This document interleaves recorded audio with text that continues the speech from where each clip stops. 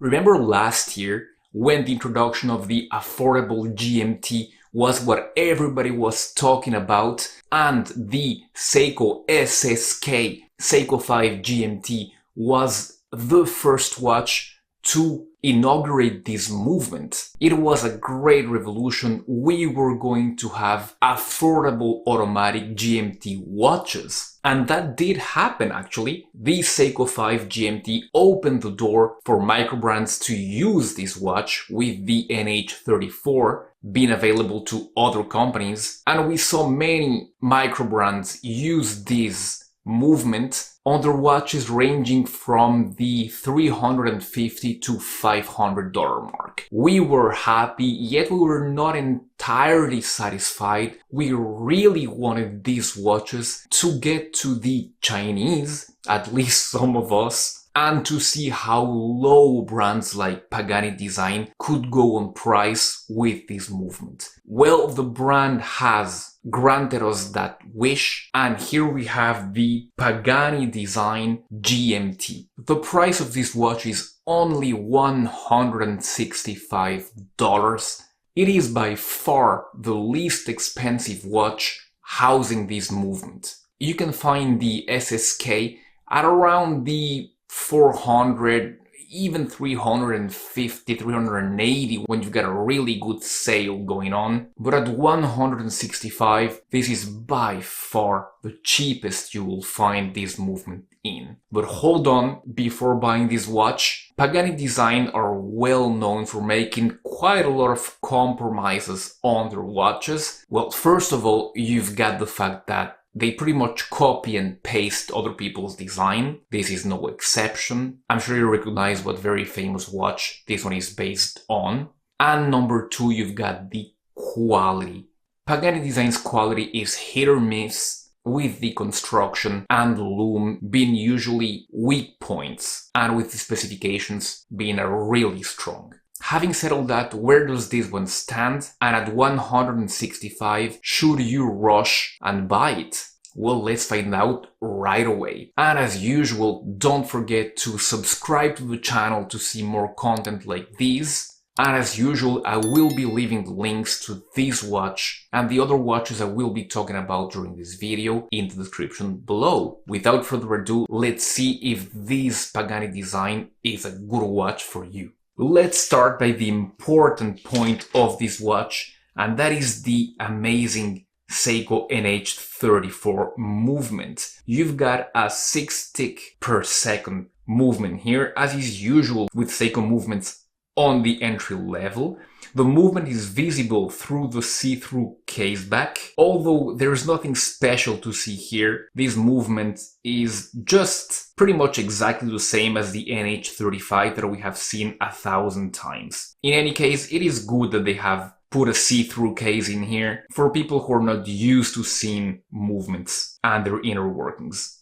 The movement is hacking, hand winding, but of course what we are interested in here is that fourth GMT hand. This is what is referred to as a color GMT, which means that when the crown is on the second position, you've got a quick set date. If you rotate the crown counterclockwise, you've got a quick date adjustment. If you rotate the crown on the other direction, it makes a GMT hand jump from hour to hour. With no surprises, this should perform pretty much as well as an NH35, but let's see that in detail on the time grapher.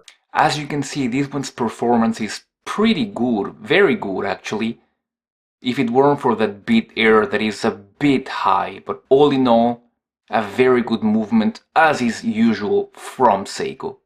Let's continue with the dimensions. You've got 40 millimeters in diameter, which is typical for this kind of watch. You've got a 12.9 millimeter thickness. You've got 47.7 millimeters in lug-to-lug and a 20 millimeter lug width. The bracelet tapers from 20 millimeters at the case to 16 millimeters where it meets the clasp. you've got a fully stainless steel construction, and you can have this watch in 3 configurations, either the Batman, the Pepsi, or the Sprite. But be careful, because the Pepsi version that I have does not come with a ceramic bezel insert like the other two. This is just an aluminum bezel insert. Let's talk about the dial. The dial is a glossy black. On the upper part of the dial, you've got the Pagani symbol. Right underneath, you've got Pagani Design written in there. At the bottom, you've got a GMT written in red. Right underneath, automatic, water resistant, 10 bar, 100 meters. So you've got 5 lines of text here without counting the logo. That is a bit too crowded for my taste, but still, it is not too far away from what the original company does. The GMT text is written in red. The indices are, of course, copied from the original. They're covered in Superluminova BGW9 lume, but as you can see in the lume video, it is not very generously or even evenly applied. However, this time around, the Mercedes hands are slightly better lumed than the indices, but not by far. Another thing to note with lume is that the bezel insert is also lumed, which is a very nice detail, even though the lume fades away pretty quickly. This has always been one of the weak points of Pagani Design, the lume. They're doing a bit better here. At least they have lumed the hands a little bit better than before. So we do see a slight improvement here. The crystal is a flat sapphire with a cyclops at the 3 o'clock to magnify the date. The magnification looks much more than the classical 2.5. And I believe it's because of the movement's date wheel that is pretty big. As a result, you see a very big date, so no problem for the short-sighted. As I said before, the bezel insert for this Pepsi version is made of aluminum, but the numerals are engraved instead of just painted like in other aluminum inserts. The bezel itself is a 120 click unidirectional, which is usually eliminatory in this kind of GMT watches, but here at this price point we will have to make some compromises. The case is the same case that Pagani Design uses for its other homages, so it's a previous sub case, so the 11 series sub, with very thick lugs and very thick crown guards, like the 11 reference subs were. The finishing is another place where Pagani Design have cut corners. The brushing on the top of the lugs is pretty shallow, and the transition with the polished sides is a bit blurry. The polishing is not bad, however. Going to the bracelet, the Jubilee style strap has full end links and full links which are held together by screws. The overall quality is fair, with no links sticking between them. The clasp is signed, made out of solid elements. It has a Rolex style extension, which is pretty rough to handle, but at least it's there and it doesn't seem too fragile.